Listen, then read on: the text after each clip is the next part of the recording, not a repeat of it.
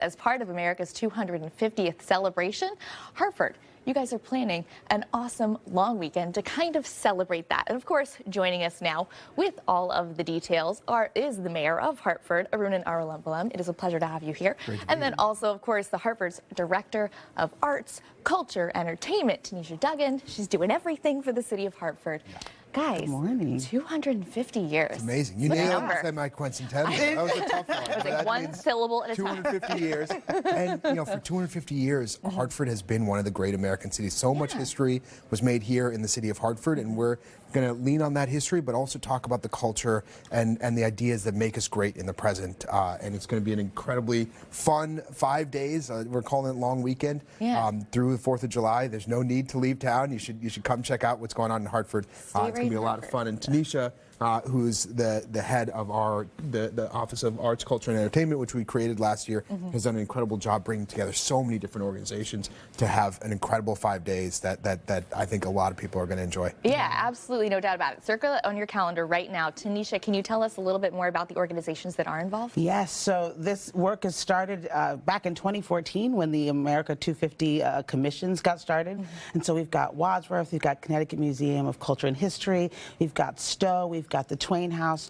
Really all of our arts and culture and museums are in it to win it for this celebration, and we're really excited. And then we also have, you know, smaller nonprofits like First Night and Hartford Bonanza, who are kicking off our fireworks along with Hartford Symphony Orchestra playing along. So really, nearly every aspect of arts and culture is involved in our task force and in the planning of this 5 days of excitement. Yeah, that's really special. You know, planning 5 days of events is no easy feat. So to hear so many people are excited about this as well is really wonderful. You know, I'm not a Connecticut native, but when I moved up here in 2017, I was just stunned at the history, especially at our country's founding. It is so cool to just see it intertwined in our culture. Mr. Mayor, how important is it to celebrate that? Well, it's incredible. I mean, you know, this is a city that Mark Twain chose to live in. It's a city that gave birth to J.P. Morgan and Katharine Hepburn. We have, you know, the Wadsworth, which is the oldest public art gallery in the country, the oldest publicly funded park in the country. And we're going to celebrate those pieces of it, but we're also just going to bring people together. It ends on Sunday with what's called America's Potluck. In states all over America, they're doing these big potlucks, and the big one here is going to be in Hartford. So, you know, there's all of these arts to check out, all of these new ideas. We're going to have salon-type conversations about where we are as a country and where we're going as a country. It's 250 years, and that's something to celebrate. It's also a time to think about who we are and where we're going in the future.